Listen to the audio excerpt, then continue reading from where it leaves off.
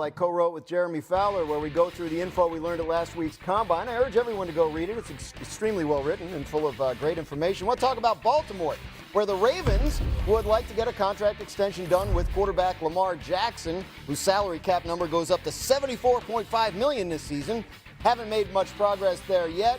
They have automatic conversion rights in the contract, so they can, convert salary to bonus and knock down that cap number without his permission, add some void years on the end of the deal, but they prefer to do it via a contract extension. Of course, as we all know, Lamar Jackson does not use an agent, and that has complicated contract conversations in the past. So we know he's going to be on the Ravens, whether it's on a new contract or just playing around with the current one. So with him locked in, what does Baltimore need to focus on this offseason on the offensive side of the ball? Yeah, interior offensive line, specifically if they lose Tyler Linderbaum as well, but really their guards. That was one of the storylines of last year. As poor as some of the parts of their offense played, their interior offensive line fell apart. And if they're going to lose their star center in free agency, they're going to need 3 new starting interior offensive linemen in Baltimore. That's got to be their focus. All right, to Indianapolis.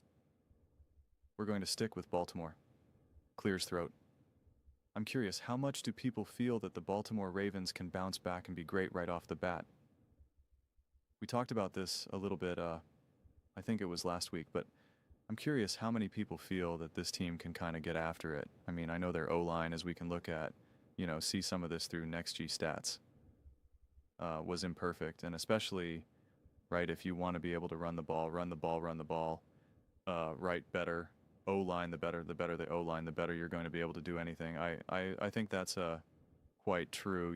It feels like maybe the way how the NFL is going these days, the O-line are going to start getting paid more than some of these quarterbacks right now. Some of them technically do,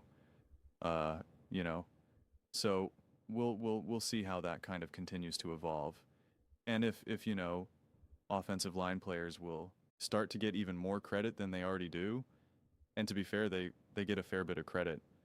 But I am just kind of curious because it is always tough when you need to spend profound amounts of money right now, right? Like the Ravens do need to lock up like the most expensive situation, right? O-line quarterback, O-line quarterback, O-line quarterback. And so that's what I'm going to be so fascinated to see how Lamar Jackson navigates this and what he truly wants. What is he demanding and what is he willing to concede, et cetera, et cetera. And what are the Baltimore Ravens willing to concede or demand? It is a tricky situation. And considering I essentially right now am putting, and I've done this since the middle of last season, but like I really do put Josh Allen and Patrick Mahomes, Lamar Jackson on this kind of like 3-year window at this point. And it's not to say that it can't change. It's not to say that it's not going to move and evolve. But right now, I'm really looking at those quarterbacks as like, these next 3 years are going to be your last truly great special years where I feel that we are in the best possible situation to win a Super Bowl. And what does that mean for the Ravens? What does that mean for the decisions that they are forced to make right now and the amount of money that they need to spend where they're at in the draft? This 3-year timeline with Lamar. And again, I'm not saying that everyone needs to see this timeline, the way how I see it, but it is how I see it. It is to me this loose floor of what I'm looking at, where if you said these next 3 years to me, again, even if you don't want to say that it coincides with a prime or a decline or anything like that, it's just, to me, it's just clear that these next 3 years are going to be your best chance at winning a Super Bowl rather than year 4, 5, 6 from this point forward, that is, and clears throat. That's why I kind of got in a conversation with, someone in the comment section talking about why I believe that it's Super Bowl or bust for the Buffalo Bills.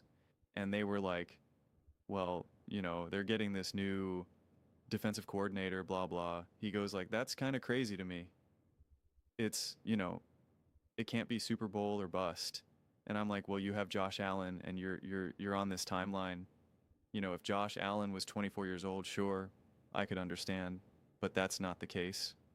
There is a sense that the clock is winding down for these quarterbacks, and in a lot of ways, all these quarterbacks have risen together and kind of redefined how we look at quarterback play in the NFL, and they will most likely kind of start to fall together as well.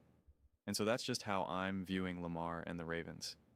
And it is a little disconcerting that if you don't have your O-line kind of locked up and loaded, it does feel like Lamar Jackson is a lot more uncomfortable dealing with O-line issues. But once he gets paid, does he play a little bit more fearlessly? What's the story here? I mean, like, I just don't think that even if Lamar Jackson got injured last season, like a Patrick Mahomes situation, and he was up for a new contract, still think he was getting bank. I still think he's getting paid all that money. So, yeah, to me, there is a lot of question marks right now with this Baltimore Ravens team. One minute I can be really confident. The next minute I'm kind of like, it's not clear what snorts what direction they're going in. And I'm still unclear about the offense. Maybe it's because I got a little bit of PTSD of what I saw offensively last season, but I'm still unclear. I am confident the defense will improve and get better. And I do think that'll go a long way for this Ravens team. But I still think at the end of the day, it's going to come down to their offense in terms of, winning and losing playoff games, which then therefore obviously it is Lamar Jackson.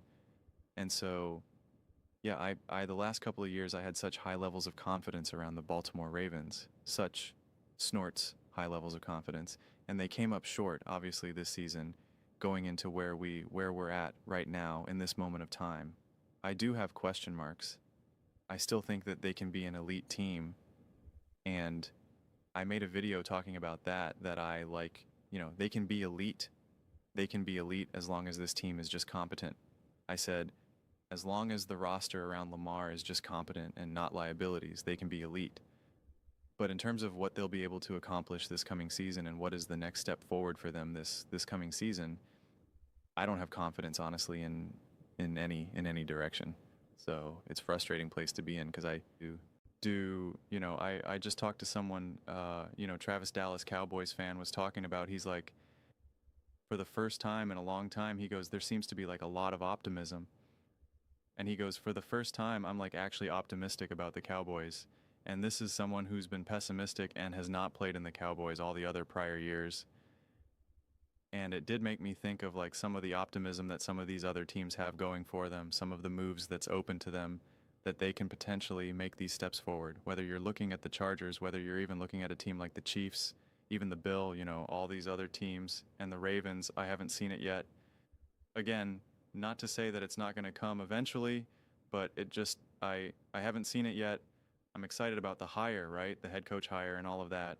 And so I'm excited what that defense can look like, for sure. But I think there was enough questions last season offensively that I need to see why things will be different. And it's just tough when the big foundation of all of that is O-line and quarterback. And you have to figure that all out this season right now. You have to figure out all the money, who you're getting, and all of that. And it's an uncomfortable situation to be in. It's without a shadow of a doubt a really, really uncomfortable situation to be in. So, I'm curious how Baltimore Ravens fans feel and how confident you feel, how optimistic. Let me know your thoughts. I read every single comment, so whether you agree with me or disagree with me. Either way, let's get to some discussions, let's get into some fights, but ultimately, let's just have some fun. Please do consider subscribing. We're building an amazing community here and absolutely love to see you part of it. I want to build something that we all generally feel connected to, something that we're really excited to be part of. I think we're well on our way to doing it. Please don't forget to give this video a thumbs up. It really does help the visibility and the algorithm. Thank you so much. See you next time.